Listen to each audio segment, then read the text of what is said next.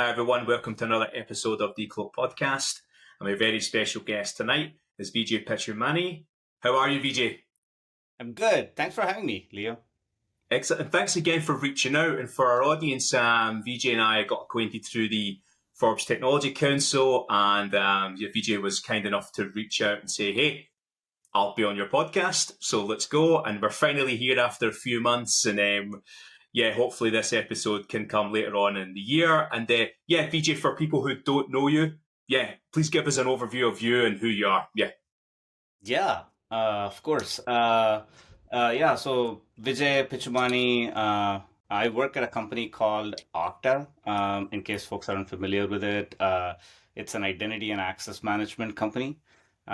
Been in like the cybersecurity industry for like almost like 10, 11 years right now. Worked with a company called VMware before this. Excited to be here. Nice. And then in terms of you kind of give me kind of brief career, any good projects you've been involved in or anything that's been quite exciting for you. Obviously, you've mentioned Okta. Yeah. I'm going through the process, of speaking with different identity providers and, maybe tell our audience a bit more about Okta as well. Yeah, of course. So Okta is pretty much like an identity management company, and so think of Okta as like your gateway where when you log in into applications, we ensure that the right security policies are applied before anyone can securely access your cloud applications. Ultimately, the company's vision is to enable everyone to safely use any technology. And that's kind of what Okta does. There are a lot of product suites inside of Okta. Okta has single sign-on, multi-factor authentication, identity governance, which is kind of the project I work on at Okta, and that's something that I'm like really passionate about because I've been working in like the lifecycle management, identity governance kind of space over the last like 4 or 5 years at Okta. It's been a really great journey. It's been awesome to get the product out there, get the product in the hands of our customers, and have a lot of good feedback and a lot of good uh, reaction to the product being used in the world, which is amazing. Nice. I almost feel like we were kind of like insulting our audience who don't know who Okta are, but there may be people out there who have never heard of them and, very, very good product at what they do. And obviously today we're going to be looking at things from, a product point of view, because obviously that's, a kind of core aspect of your role. This will be our first time on the podcast. We've had someone from a product background. So Yeah, we really kind of want to dig into that. And obviously you said you've got over a decade of experience in security. I yeah. think this is going to be a really good hybrid and a good mix for the audience today as well. And I'm really looking forward to that. And then, like, obviously, with your career, Vijay, talk me through some of the challenges you've been faced within the industry. And, you can go professional, you can go personal, entirely up to you. Yeah. Wow, we can go so many different ways on this. The one of the biggest challenges I see on the industry yet that I think companies are still grappling with is just, we talk so much about modernization, we talk so much about cloud adoption, we talk so much about security. People are still hamstrung by all your legacy technology out there. Like if you really talk to all of our customers out there, you'll be really surprised to see how much of the legacy technology still exists in the market. And the industry is still severely behind when it comes to just modern cloud adoption, and that's just a really big you know, opportunity or shift that needs to happen over the next like 5, 6 years, especially with all of like the new AI machine learning waves that are happening. I think there's still a lot more way to go. And I mean, the reason why I say that, like the challenge from a cybersecurity perspective is that like the more legacy technology that you have, the more difficult it is to implement the right security posture when it comes to protecting these applications and ensuring that, you enforce the right security policies. And so, yeah, that's. I'm to be honest, I was surprised by the amount of technology that people have to maintain, and I really empathize with a lot of our customers who go through this journey.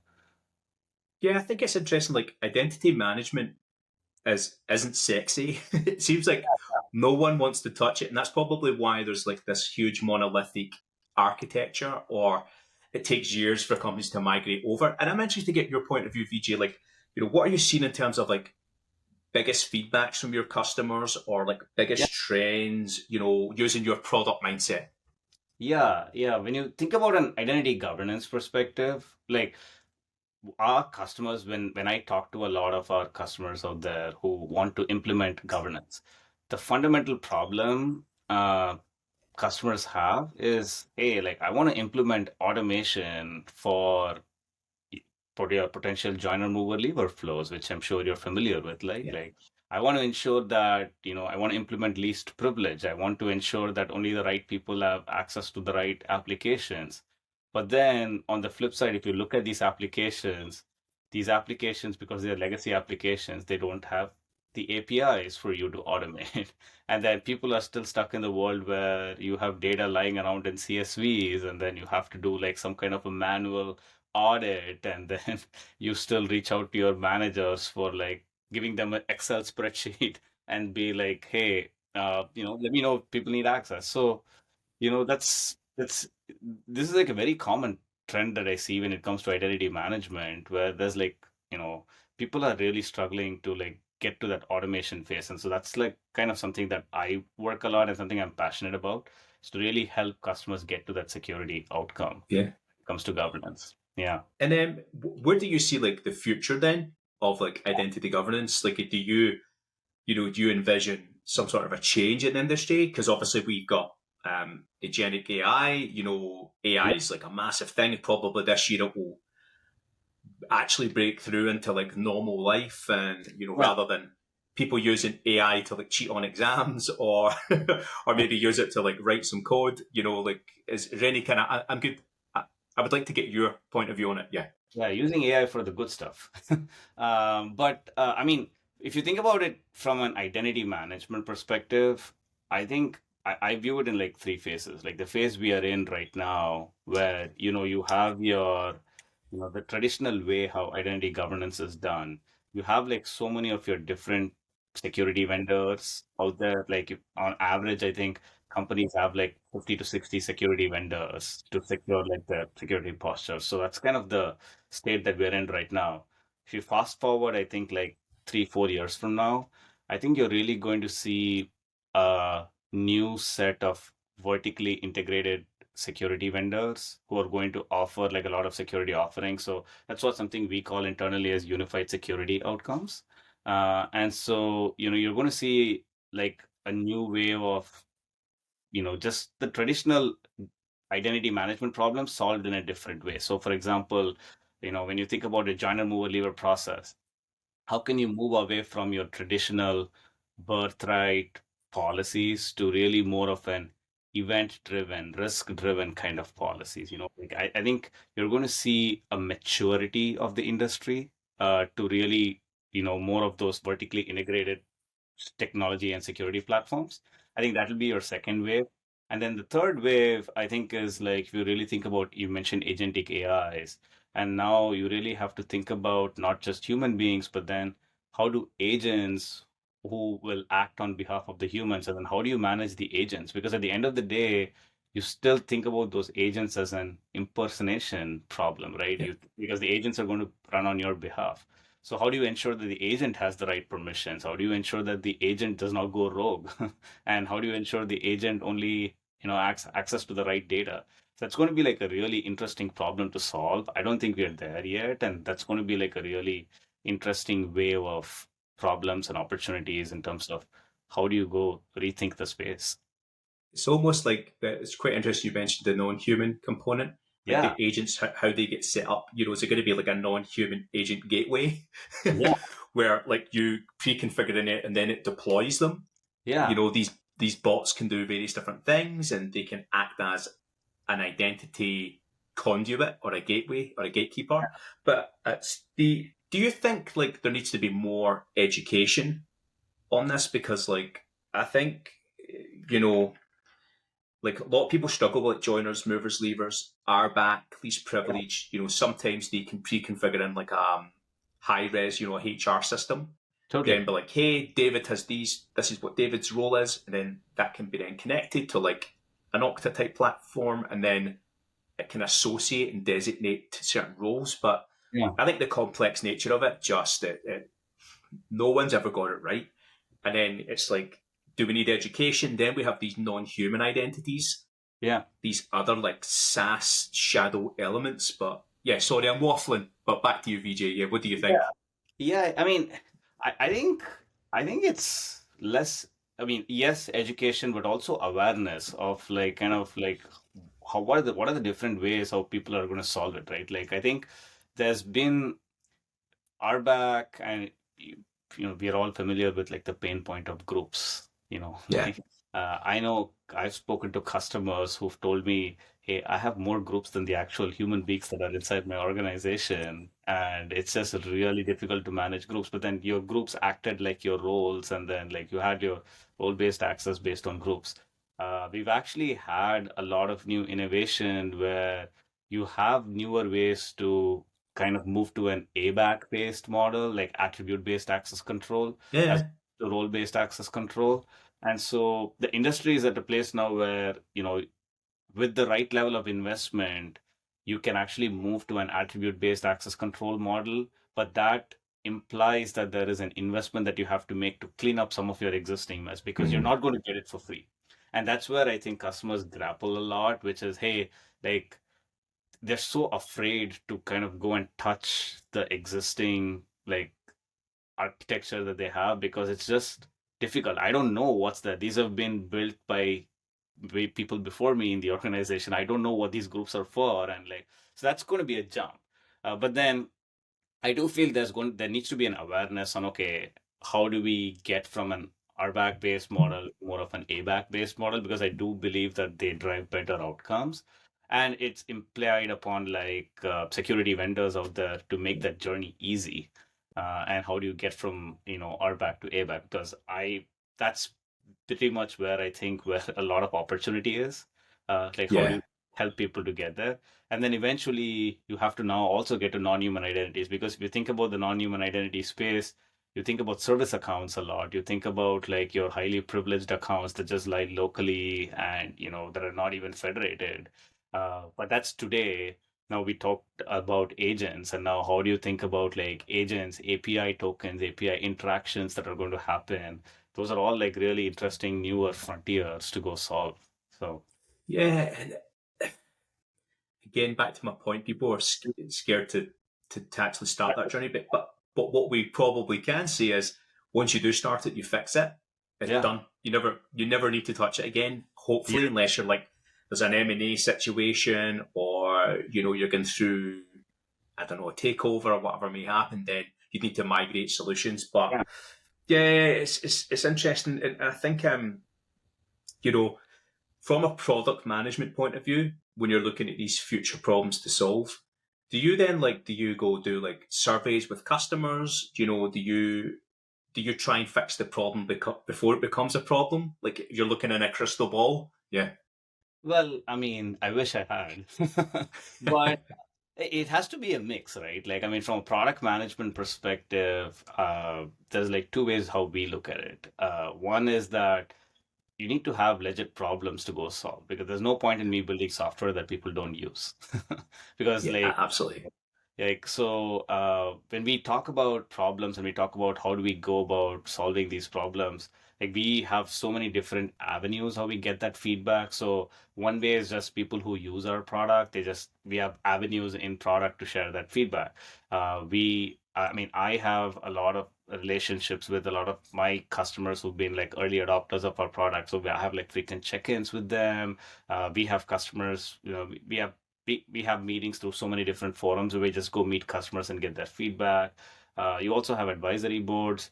We listen to podcasts like yours and like other, security podcasts out there just to see what people in the industry are seeing and just trying to understand what kind of pain that they're going after.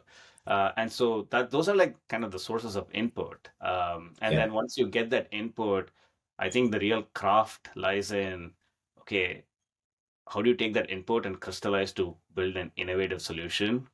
The famous jargon where if Henry Ford was like, people wanted to move faster, they would have built like faster horses. That should not have happened. We wouldn't have had cars. So now, how do you understand people's emotions, people's problems, and then really try to build the right innovative solution Yeah, is really where the craft of product management is. And I so that's like it. the job I do. It's just like my goal is to really ensure that we solve problems in a unique way, in an innovative way.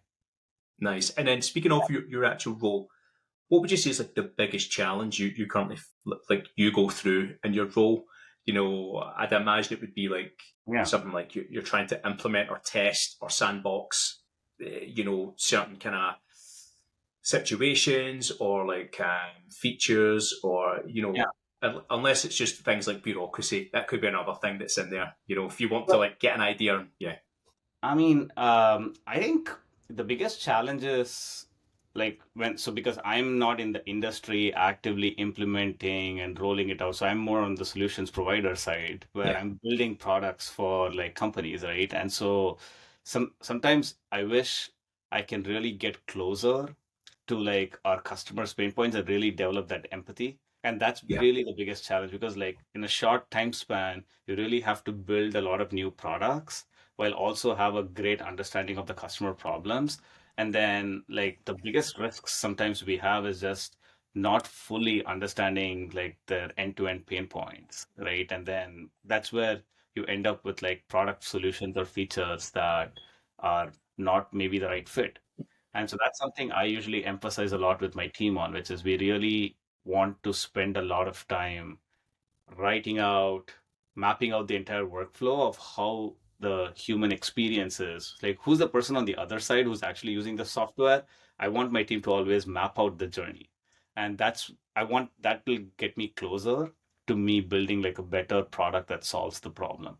Right. Like, and so, especially in the cybersecurity industry, it's a bit more challenging in the sense it's very difficult to find people who have all of the domain experience and background to come and build. Like, I mean, when you think about PMs, like you're rarely going to find PMs who know Active Directory, who know yeah.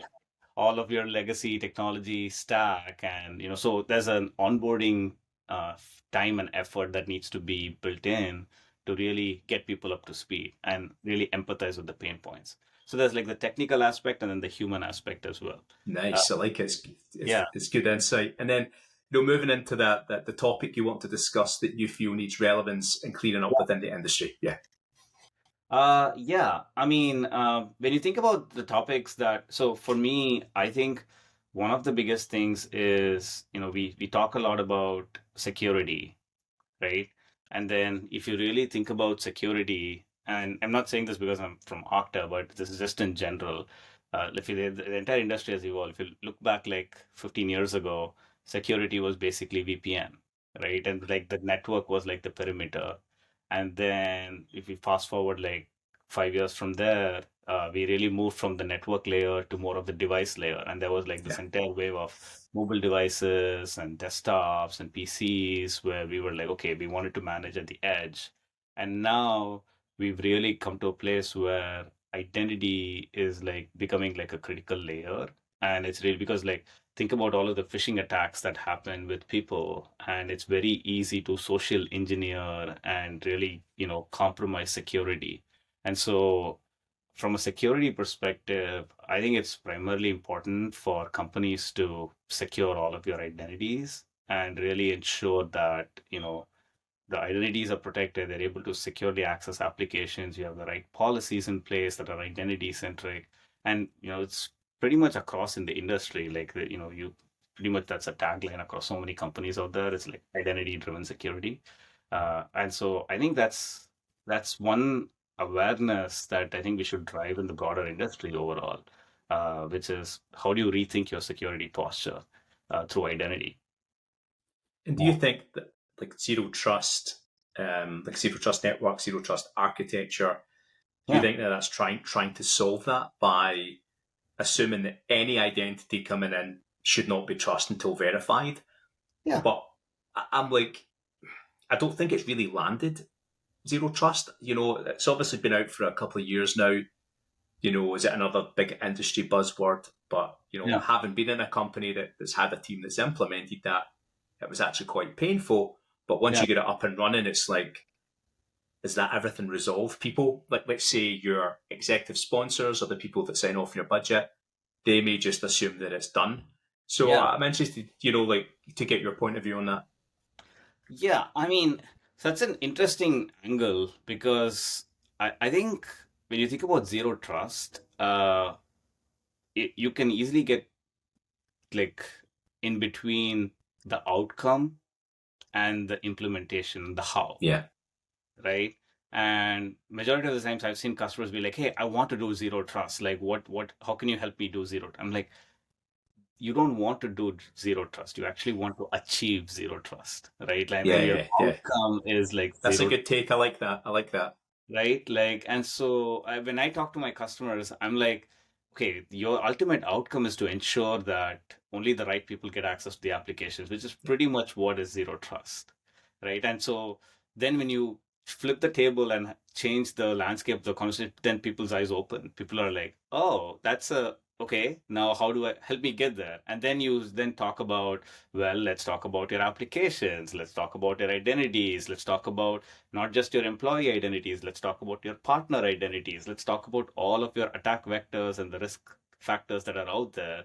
And then your conversation matures much more into like a more holistic enterprise conversation as opposed to getting lost in the jargon and the buzzword of, okay, help me do zero trust, which is like, where I think some of the confusion lies.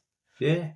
And do you think like through the like identity providers, do you think that people aren't utilizing the data that comes from them? Like say, hey, you're getting a brute force attempt, or your user behavior analytics. Certain groups of people are doing crazy things, or kind of. I'm interested to get a product management view on that. From Yeah. a CISO point of view, this information is key for me because then we can go through education pieces or look at things that are trying to hijack accounts. So, yeah, what's your point of view on that? Yeah, totally. I mean, and let me see if I appeal to your pain point personally, because I think the data exists. Like, I don't think the data does not exist. I think the real challenge is how do you use the data because your data is just spread across so many of these solution security vendors out there. Like, for example, the people who last sign in to the application, that data is probably in an identity management provider. Your group data is possibly in Active Directory. Your, device posture data is possibly in an MDM provider. And then like, you might have like a CrowdStrike. I mean, you might have so many different vendors in like the security landscape within your organization. Like the data is just so siloed. And so now, how do you bring all of this data together and then really drive better outcomes? That's the challenge. And Yeah, that's why when I like talked earlier, you're going to see a new wave of vertically integrated stack platforms, which is going to help you make these data readily available and help you drive better outcomes, right? And I think that's where I think the industry is going to be disrupted and newer innovations going to happen, I feel. And there's a lot of examples of like vertically integrated security platforms that are coming up, and so I think the magic lies in making it easy for people to use the data and then really driving those outcomes. Because today, honestly, from a product management perspective, like, we tell our, not we as an Okta, but generally the industry, the customers get told, well, just go put your data in like a data warehouse and then it's up to you. You use your data the way you can. That's not a good answer. Like yeah. we really want to strive towards, hey, we're going to make it easy to break all of your data silos and we're going to bring this data together and really drive better outcomes. Like that is a better answer. And that's where, from a product management perspective, like we're really trying to build newer products that break these data silos. I completely agree. I think a consolidated position of data where you can understand every single system that either connects, bridges, or contacts another system, Yeah. and also your end user, because how many times have we seen someone leave an organization and maybe their access hasn't been cut, Yeah. or it just lays dormant, and then it connects to a SaaS application, and then it's like, I don't know, a database dump on something, and then it's like, and it's like, we need products that have the telemetry to say, hey, this looks like abnormal user behavior, or this is a shadow IT element, or this SaaS system's talking to this SaaS system, that's not right, because Yeah. it's out with normal behavior. And I think these, like, if you could have all of that consolidated within an identity provider, obviously I've used Okta in the past, and you Yeah. get quite a lot of telemetry. We used it on the client-facing side as well. So, like, there were aspects that we could use that could help us with fraud indicators for, like, mobile logins to accounts, and we're like, very suspicious activity here, or look for like credential stuffing attacks and various different things that definitely help. And I think identity providers, they're now looking at multiple different benchmarks. So then the geeks of the world, or the people working in a SOC or running a SIM, Yeah. they're getting that information they need, and that's making their life easier. So the likelihood is engineers will go, we just want a tool that gives us everything we need, and then we can pipe it into a data lake or into a SIM, and that's it. Yeah. That's it. Yeah, exactly. And you hit upon a very interesting point that I just want to react to, which is you talked about like shadow IT, and you talked about people just having dormant access. Like that's just a classic example of something that, we were so passionate about. We wanted to solve it in a better way, which is like, okay, from an Okta perspective, we know when a user is accessing the data. And now with our governance product, if someone's not even logged in into the app in the last like 60 days, you should be able to just easily go and suspend access, and you should be able to view all of these people's access, right? And like those are the kind of unique differentiated outcomes which I think will be more prevalent in like the next wave of cybersecurity innovation. How do you make these kind of things easy and ensure that a person who left the organization 3 years ago still doesn't have access to your systems? Like that's very important pain point to solve. Absolutely. And it still happens. Like I remember reading an article about someone who left an organization 8 years ago, and I think their actual personal account, like I think like a Gmail or something, was hacked, and then people could use that account to then access their work email, and it was like this whole kind of crazy supply chain of attack. Like obviously nothing to do with actual supply chain, but it's the kind of life cycle I'm thinking of. And it's like for 8 years, these people were just like doing whatever they wanted, accessed. I think it was like script kiddies or something. And it was like, that's pretty crazy. And again, it comes back to nobody wants to put the hygiene factor in. If you have a product that has gimmicks, that gives you warnings, nice flashing bells and lights and everything else, then that definitely helps. But I guess, is that something from a product point of view you get feedback on, or you think, hey, we need to add animation or education in the platform? Yeah. Oh, 100%. Like it's an insane problem. And like it comes down to, awareness of like, hey, are these identities all existing?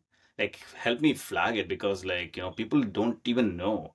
And so it's imperative that, our customers have like asked us like, hey, help me flag, show me the identities who either have access to systems they've never accessed, or even go to the next level where show me identities who might have kind of have elevated access. Like they might have admin permissions to a system which they don't necessarily need admin permissions, or have never used any admin actions.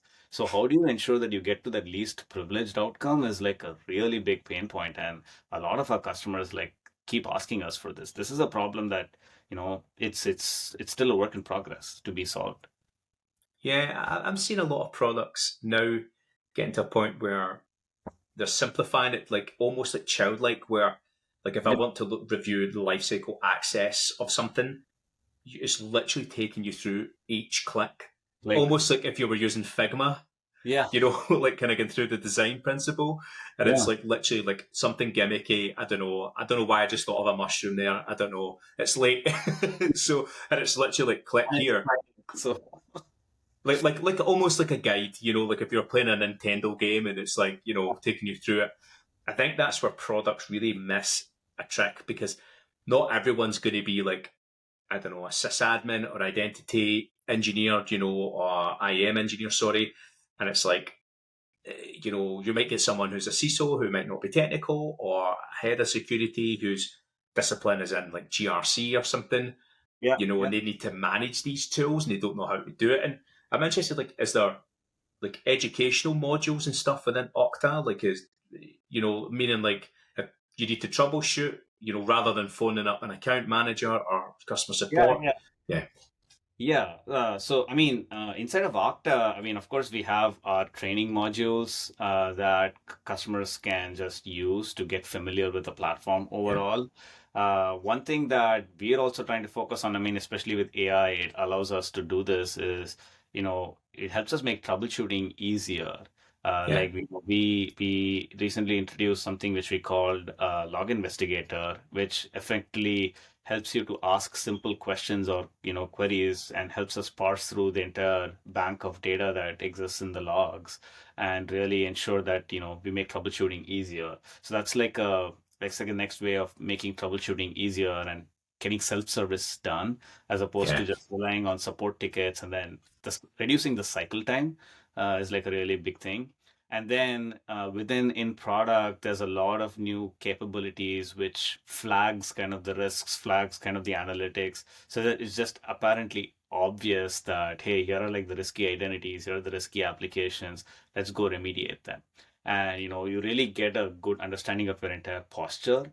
And so, yeah, there's a lot of products that do it there. Okta also does it, and that's a very interesting problem to solve. I think that's really good because, as Yeah, I said, you might have someone who's non-technical, right? And yeah, I've seen a few products do something similar, right, in terms of that AI assistant. And you're right, if you need to wade through loads of logs, if you have a forensics investigation, a yeah, breach, that can be an absolute headache for an totally. analyst. And then, like, if there's like risk indicators, that's good for someone, who maybe need to report that to the board. And, Huh. like some of the tools I use at the moment, I won't name them, but, Yeah, they have AI assistance in it. It just makes life easier. Like, totally. products need to really adopt this in Yeah. 2025. Yeah. I read a crazy stat somewhere where it takes almost 6 months on average for a company to even detect a breach. Isn't that crazy? I'm like, Well, yeah, it's yeah. I actually have a friend who worked yeah, at a company, and they had, we'll call them adversaries on the okay, network for 2 years, and they didn't even know. wow. And they were using a top tier SOC. They were Okay. using a multitude of different tools, Yeah. and they were like, just had no idea. Yeah, I know. And I'm like, these are the kind of stories when you hear, you're like, you get inspired to go solve them. I'm like, Yeah, this, it's inherently, and that's working in the cybersecurity industry as a product person, I find it incredibly motivating to go solve these problems because, like, it's important for people to be aware that these breaches have like devastating effects. It's like economic effects. It's like the brand of the company. It's just like so bad. And so, yeah, it's just incredibly motivating to go solve these problems. yeah, absolutely. I mean, just for reference, my friend was working in a company that had decades old architecture and Okay. really old school firewall setup, and so there's kind of like a lot of areas where it needed modernization, and it didn't happen. But anyway, I digress. And moving into our final segment, VJ, is Sure. the one thing in cyber you think is BS, it needs a focus or needs to change. Yeah.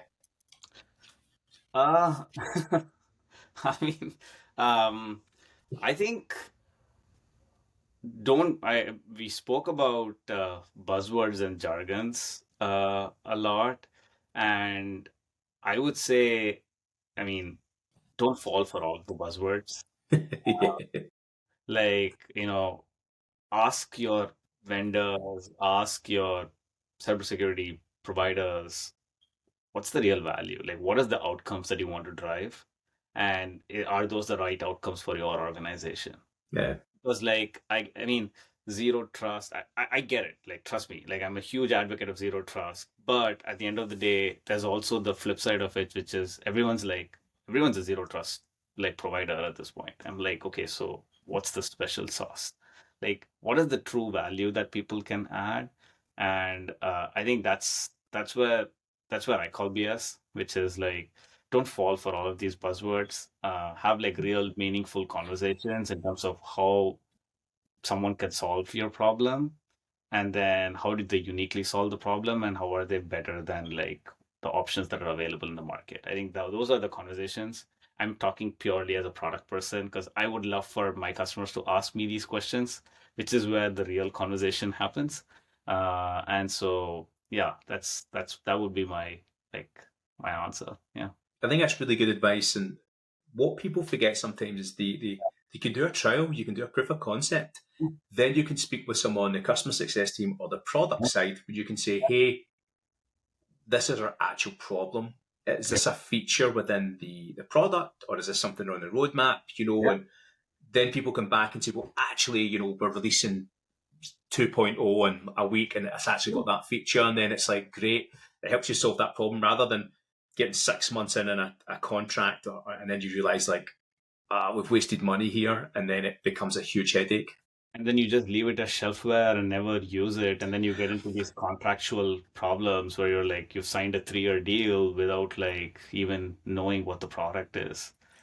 Well, you were mentioning stats earlier, and I had a guest on the podcast who said that I think it was 50% of security tools that are purchased in the US aren't even used. Wow.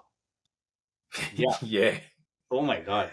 Yeah. But it's easily done because maybe there's so many moving things, or maybe it solves one part of a problem rather than the whole piece of the pie. And then you're like, we're kind of lumped with this thing. It does one thing rather than like fully maximize it. And I think if more security people or purchasers of software, if they thought more like a product manager, first of all, like, is the user experience going to be good for those who use the tool rather than like thinking it's only for security? It's going to be other people that need to use it.